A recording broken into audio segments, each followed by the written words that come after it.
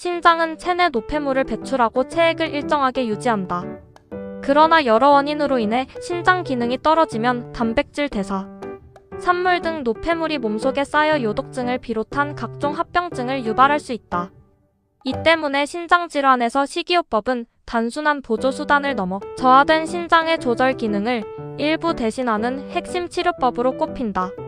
하지만 적지 않은 환자가 진단 직후 단백질과 칼륨, 수분 등을 무조건 제한해야 한다고 오해하곤 한다.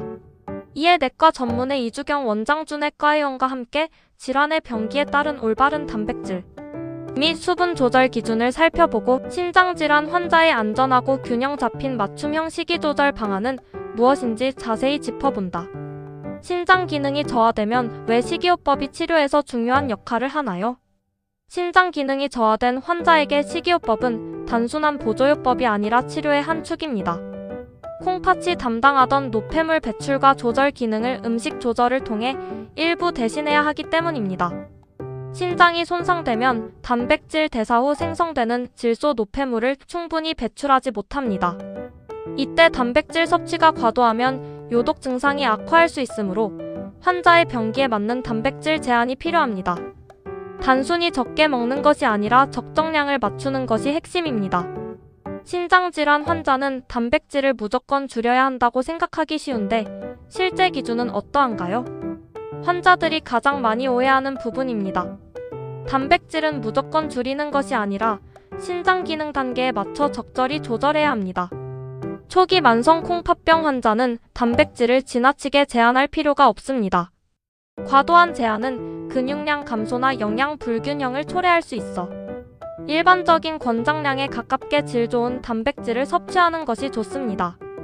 반면 중등도 이상으로 신기능이 저하된 환자는 단백질 대사, 산물인 노폐물이 체내에 축적되므로 일정 수준 제한해야 합니다.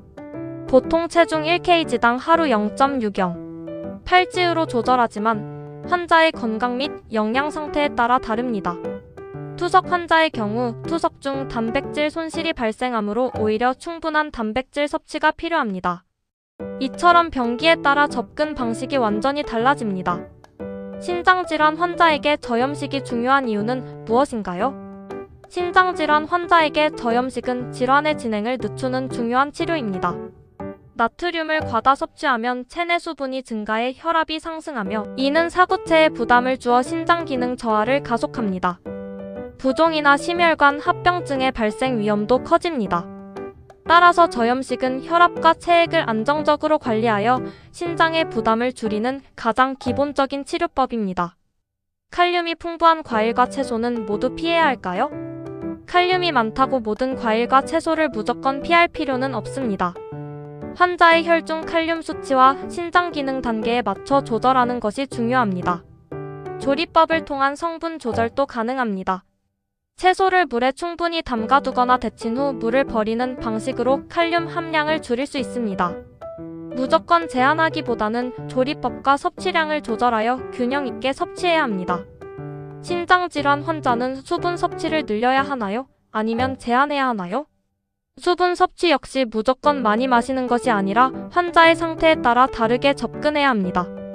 초기 신장질환의 경우 특별한 제한 없는 적절한 수분 섭취가 도움을 줍니다.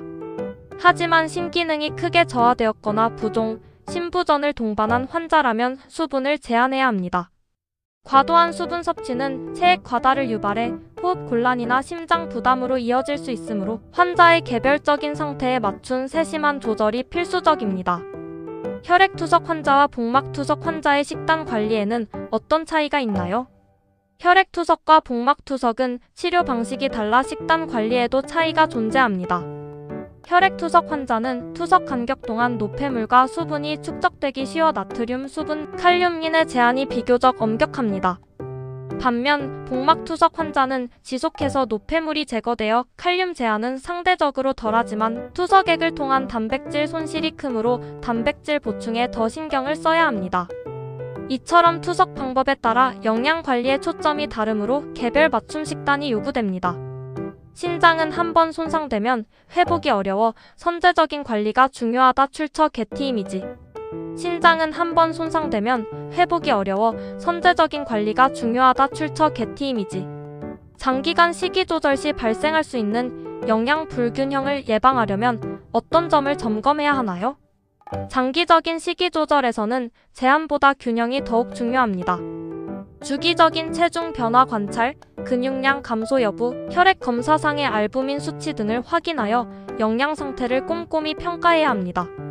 단백질을 과도하게 제한하거나 특정 영양소를 지나치게 줄이면 오히려 영양 불량 상태에 빠질 수 있으므로 주의가 필요합니다. 환자 가족이 함께 식단을 조절하고 동참하는 것이 왜 중요한가요? 신장질환 식이요법은 단기간에 끝나는 것이 아니라 일상에서 장기간 지속해야 하는 치료이므로 환자 개인의 노력만으로는 유지하기가 어렵습니다. 가족이 식단에 동참하면 저염식이나 단백질 조절 등을 자연스럽게 실천할 수 있어 환자의 식사 스트레스가 크게 줄어듭니다. 반대로 식단이 다르면 별도의 식사 준비 과정에서 어려움을 겪거나 식단 관리에 실패하기 쉽습니다. 식이요법의 핵심은 지속성이므로 가족의 적극적인 참여가 치료 효과를 높이는 중요한 요인이 됩니다. 신장질환 식이요법을 시작하는 환자들에게 강조하고 싶은 조언이 있다면요. 무조건 제한하려 하지 말고 본인의 상태에 맞게 조절해야 한다는 점을 가장 강조하고 싶습니다. 잘못된 정보로 단백질이나 과일, 채소를 지나치게 제한하면 영양 불균형과 근육 감소로 오히려 상태가 악화할 수 있습니다. 식이요법은 금지 목록을 정하는 것이 아니라 환자의 심기능과 검사 수치에 맞춰 균형을 잡아가는 과정입니다. 따라서 반드시 전문 의료진과 상의하여 단계적으로 식단을 조절해 나가는 것이 가장 중요합니다.